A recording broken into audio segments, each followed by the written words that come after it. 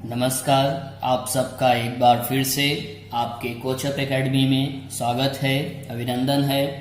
आज मैं आप सबको आपके my English course book standard 10th के यूनिट फर्स्ट चैप्टर के बारे में बताने जा रहा हूं। जैसा कि आप सबको पता है कि मैं काफ़ी टाइम से वीडियो नहीं डाला था।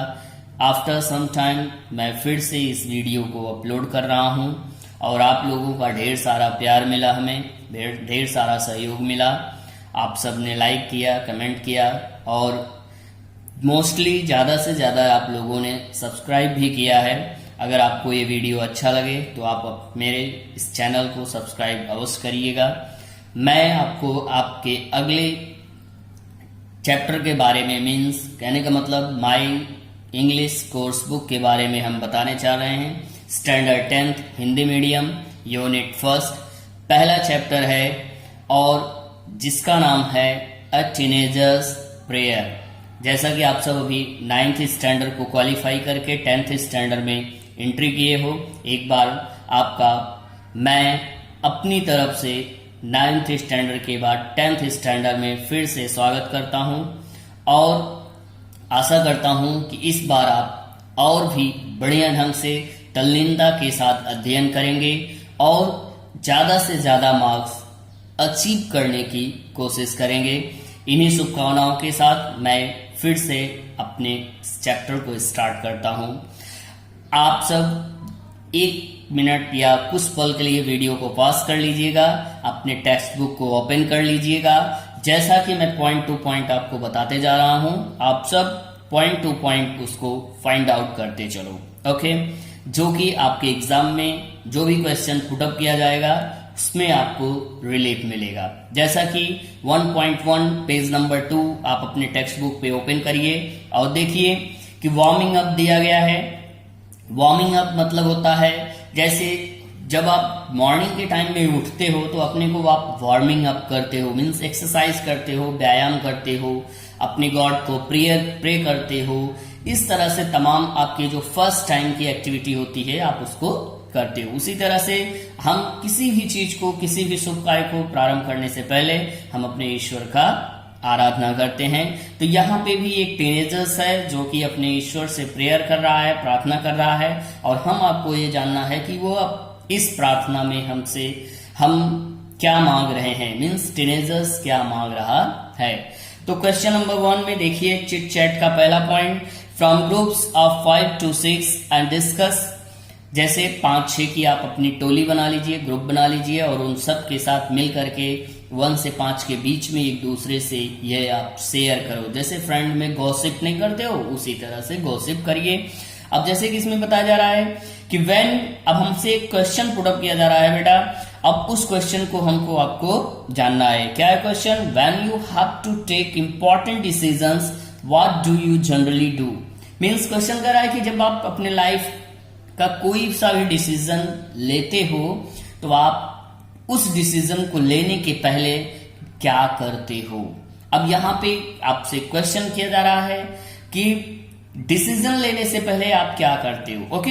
अब पॉइंट क्या आता है कि 6 पॉइंट्स में से आप कौन सा फॉलो करते हो। वैसे फॉलो तो हमें सब करना है, बट आप कौन सा फॉलो करते हो, सबका अपना अपना एक मेंटलिटी होता है कि कौन हमें गुड सजेशन दे सकता है। Is that clear?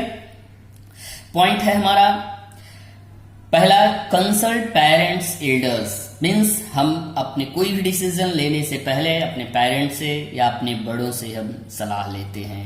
ये भी बात सही है। इसमें से कुछ स्टूडेंट इसको एक्सेप्ट करते होंगे, कुछ नहीं करते होंगे, कुछ का अगला होगा कॉन्टेक्ट फ्रेंड्स फॉर एडवाइस। दोस्तों से सलाह लेते हैं, जरूरी है ये भी लेना। इसके बाद है pray to God for guidance, कि ईश्वर हमारा मार्गदर्शन करें। इसके लिए हम ईश्वर से प्रार्थना भी करते हैं। कुछ तो ऐसा भी बिलीव होगा या मोस्ट ऑफ लोगों का सब करते हैं। और 4th नंबर है थिंक डीपली इन साइलेंस। कभी कभार क्या होता है कि हम कोई डिसीजन लेने से पहले एक साइलेंट जोन में हम जाते हैं और फिर वहां पे हम डिसाइड करते हैं कि it will be better for me और not for me, it is good for me और नॉट गुड फॉर मी। हम वो डिसाइड करते हैं साइलेंस में, ठीक। जैसे कि ज्ञान की उत्पत्ति हमेशा ध्यान में ही होता है। हमारे ऋषि मुनि भी ध्यान में जाते हैं तो वो तमाम प्रकार के पुस्तकों की रचनाएं कर डालें ध्यान में जाने के बाद। नेक्स्ट है last second, ask your teacher for help. Most of student अपने टीचर से, अपने अध्यापकों से मदद लेते हैं कि सर मैं क्या करूं, अब मैंने ये नंबर अचीव किया है एग्जाम में, अब इसके बाद मेरे लिए कौन सा सब्जेक्ट या कौन सा स्ट्रीम या कौन सा प्लेस ज्यादा बेटर होगा। And last question, toss a coin to decide. हम कुछ लोग तो अपने भाग्य के ऊपर जाते हैं तो वो क्या करते हैं, कॉइन पे उछालते हैं और उस पे वो जानकारी प्राप्त करते हैं। ठीक है, तो लास्ट वाला तो मोस्ट ऑफ लक के ऊपर है, but generally most of student in 6 में से कुछ ना कुछ जरूर फॉलो करते होंगे। तो आप जो फॉलो करते हो उस पे आपको टिक करना है। सेकंड क्वेश्चन आइए बेटा, क्या कह रहा है, in poetry very often there are lines in which the poet seems to talk directly to an absent person, an abstract idea or thing object। क्या होता है कि पोएट्री, जैसे कि हम हिंदी में एक कहावत कहना चाहते हैं कि जहां न पहुंचे रवि तहां पहुंचे कवि। मीन्स कविता लिखने वाला व्यक्ति उतना महान होता है, कितना महान कि जहां पे सूर्य की किरणें नहीं पहुंच पाती हैं वहां भी वो कवि पहुंच करके रचनाएं कर डालता है। तो वो किस तरह से अपने को अनुपस्थित करते हुए उन तमाम ऑब्जेक्टिव्स को वो या उन तमाम वस्तुओं को वो क्या करता है, हम सबके समक्ष रिप्रेजेंट करता है, जैसे कि इस कविता में भी आप देखोगे। ओके, इसके बाद आता है such a tactic device used by the poet in the figure of speech apostrophe for example. Means कहते हैं ना बेटा, हमारी आपकी सुंदरता तब बढ़ती है जब हम श्रृंगार करते हैं। ठीक, गर्ल्स की ही बात नहीं है, ये सबकी बात है। हम सब जेंट्स मेल हो या फीमेल हो सब श्रृंगार करते हैं, सब अपने को कुछ न कुछ मेंटेन करते हैं तो उसकी सुंदरता बढ़ जाती है। उसी तरह से कवि जब अपनी रचना में सुंदरता भरता है तो उस रचना में सुंदरता भरने के लिए उसको अलंकार का प्रयोग करना पड़ता है। जैसा कि यहाँ पे दिया गया है फिगर ऑफ स्पीच मीन्स अलंकार का प्रयोग करता है। यहाँ पे कुछ एग्जाम्पल्स दिए गए हैं एपोस्ट्रोफी संबोधन का। अब संबोधन अलंकार में क्या किया जा रहा है, twinkle twinkle little star. Here एक छोटा सा बच्चा है जो इस कविता के माध्यम से वो एपोस्ट्रोफी संबोधित कर रहा है आसमान में उस टिमटिमाते हुए तारे को। दूसरा है death where is thy sting, ये जॉन मिल्टन की रचना का है, ऑन हिज ब्लाइंडनेस से लिया गया है। अब इस लाइन में क्या बता रहा है, जॉन मिल्टन ये कह रहे हैं कि डेथ ऐ मृत्यु, वेयर इज दाई स्टिंग, आपके हाथ कहाँ है। मीन्स कहने का मतलब वह मृत्यु को संबोधित कर रहा है। तो यहां संबोधन क्या है, मृत्यु की तरफ। नेक्स्ट है O cab man I wish I could I live with you. O cab man, यहां पे भी संबोधन किया गया है और कह रहा है कि आई विश, मैं इच्छा जागृत करता हूं, I could live with you, कि मैं आपके साथ रह सकूं। उसी तरह से बेटा बहुत सारे एग्जाम्पल्स नीचे दिए जा रहे हैं, उनमें आपको क्या करना है, फाइंड आउट करना है कि किस तरह से किसको संबोधित करते हुए बताया जा रहा है। नीचे लाइन जो दिया गए हैं ए से लेके ई तक, उन सभी पॉइंट्स में आपको फाइंड आउट करना है और आगे की लाइन को आपको जोड़ना है। ओके, तो आशा करते हैं कि आपका वार्मिंग अप का पहला और दूसरा पॉइंट आपकी समझ में आ गया होगा। अब हम आपको इसके अगले पॉइंट की तरफ ले चलते हैं, पोएट्री की तरफ। ओके, पोएट्री पे ध्यान दीजिए। अ टीनेजर्स प्रेयर में जैसे कि पेज नंबर 3 पे है, आपको मैं एक एक लाइन डिक्टेट कर रहा हूं और आप सुनते चलिए। क्या है, each day brings new beginnings. Each day, प्रत्येक दिन जो होता है वो नई शुरुआत लाती है।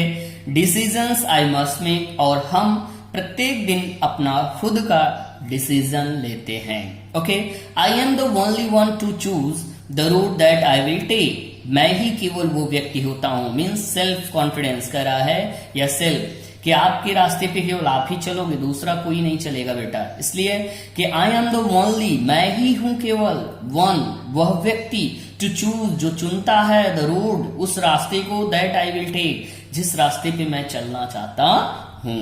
ओके, फर्स्ट पैराग्राफ क्लियर हुआ। I can choose to take the road of life. मैं चुन सकता हूं या मैं खुद सेलेक्ट करता हूं अपने जीवन रूपी रास्ते को। That leads to great success, जो कि मुझे सफलता की तरफ ले जाता है। Second line, second paragraph stanza का, दैट लीड्स, जो कि मुझे ले जाता है या मेरा अनुकरण करता है, और अनुकरण करते करते हुए मेरे मार्ग को पथ प्रशस्त करता है। किस तरफ? ग्रेट सक्सेस, सफलता की तरफ। Okay, O travel down the dark end road. O और अथवा ट्रेवल डाउन द, हम यात्रा करते हैं कहां पे? Dark end road. Dark and means यहां पे कहने का मतलब तमाम प्रकार की बुराइयां, तमाम प्रकार की अपवादें, तमाम प्रकार की विसंगतियां हमारे जीवन में आती हैं, जिसको कि हम अंधकार के रूप में स्वीकार कर सकते हैं, और हम उसको पार करते हुए आगे की तरफ बढ़ते हैं। That leads to great distress, और जब हम उसको उस विसंगतियों में पढ़ते हैं, तो जिसके माध्यम से हमारे अंदर बहुत ही तमाम प्रकार की डिस्ट्रेस मीन्स तनाव, खिंचाव, चिंता, भ्रम, तमाम प्रकार की विसंगतियां उत्पन्न होती हैं। किस मार्ग पे?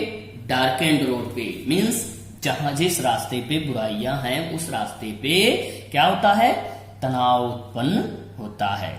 ओके, नेक्स्ट पॉइंट है आपका, प्लीज ओपन माई आईज। अब ये गॉड से, डियर लॉर्ड, ऐ मेरे ईश्वर, क्या ईश्वर से प्रार्थना करता है वह बच्चा कि प्लीज ओपन माई आईज, कृपया मेरी आंखों को खोल दीजिए, मीन्स मेरा मार्गदर्शन कर दिए, दैट, जिससे कि आई माइट क्लियरली सी, जिससे कि मैं स्पष्टतम रूप में देख सकूं।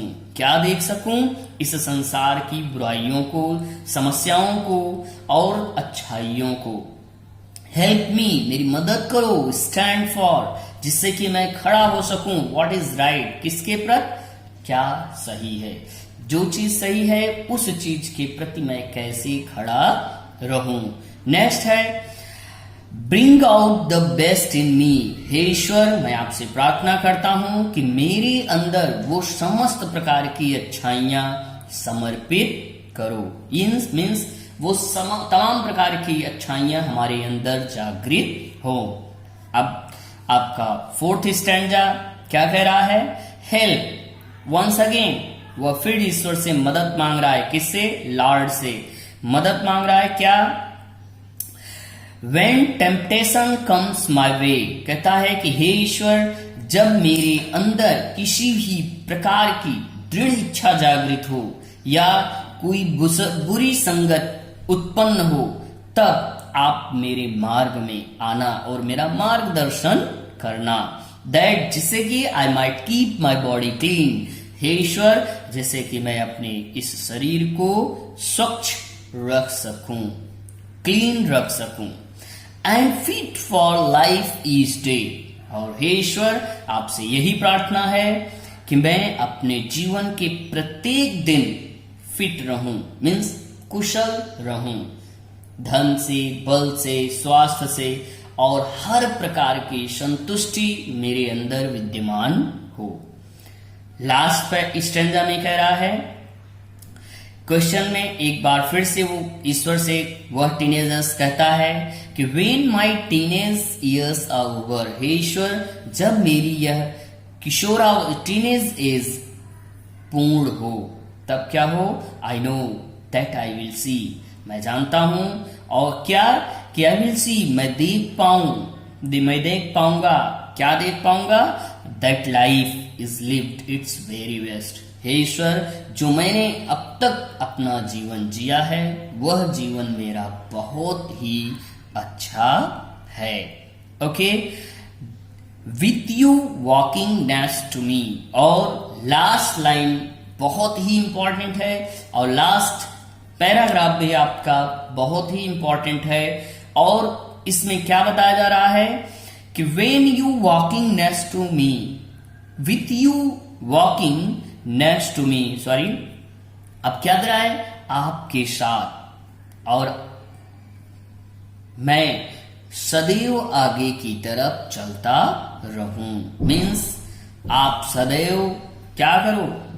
कि मैं आपके साथ और आप मेरे साथ जैसे कभी कभार मैं भूल गया तो भूल गया, लेकिन आप तो नहीं भूलोगे ना, आप मेरे साथ चलते रहो। ये ईश्वर से प्रार्थना है। और इन्हीं शब्दों के साथ मैं आपको लास्ट पॉइंट में ये बताना चाहता हूं, डियर स्टूडेंट्स, कि आप भी अपने इस सेमेस्टर को स्टार्ट करने से पहले आप अपने उस आराध्य देव का नमन करो और इस प्रार्थना की कविता के साथ अपने पहले चैप्टर के अगले वाले चैप्टर की तरफ फिर हम बढ़ते हैं। और इन्हीं शब्दों के साथ मैं अपनी बात को समाप्त करता हूं। Thank you.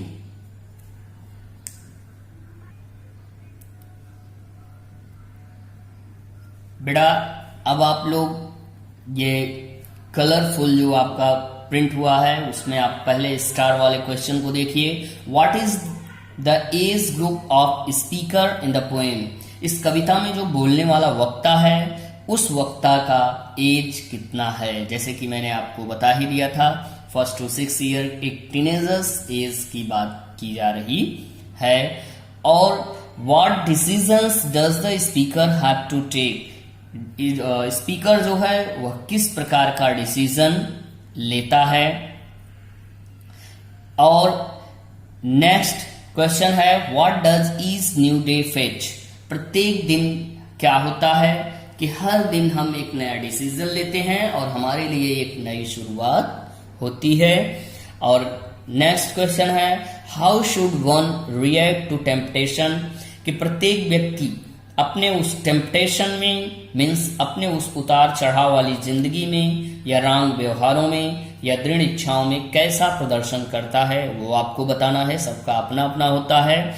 नेक्स्ट क्वेश्चन है what effect does the speaker wish to see in himself at the end of his teens. Last paragraph में जैसे कि बता रहा है कि जब उसका टीनेजर्स का एज पूरा हो तो वो ये चाहता है कि मुझे याद रहे कि मैंने ये जो अब तक का जीवन जिया है वह सबसे उत्तम जीवन था और आगे के मार्ग में भी वह ईश्वर से साथ चलने का आग्रह करता है। नेक्स्ट क्वेश्चन है in what condition does the poet wish to maintain his body. किस दशा में बच्चा जो है या वह टीनेजर्स जो है अपनी बॉडी को मेंटेन करना चाहता है। जब वह टीनेज की एज को ओवर हो तो उसके बाद का जो उसका जीवन हो वह उसको मेंटेन करना चाहता है। नेक्स्ट क्वेश्चन है whose company does the poet wish for in the walk of life। Last line में है, लास्ट स्टैंजा, लास्ट लाइन कि मैं टीनेजर्स जो है वह एक्सपेक्ट करता है कि मैं आगे के जो जीवन हो हमारा उस जीवन में वह ईश्वर के साथ आगे की तरफ बढ़ता रहे। आपका यह क्वेश्चन भी हुआ। नेक्स्ट वीडियो में मैं आपको आपका टेक्स्ट बुक का क्वेश्चन आंसर एक्सरसाइज सॉल्व कराऊंगा। आप सबको ये वीडियो कैसा लगा कमेंट बॉक्स में जरूर से बताइएगा और शेयर और सब्सक्राइब करना ना भूलिएगा। Thank you.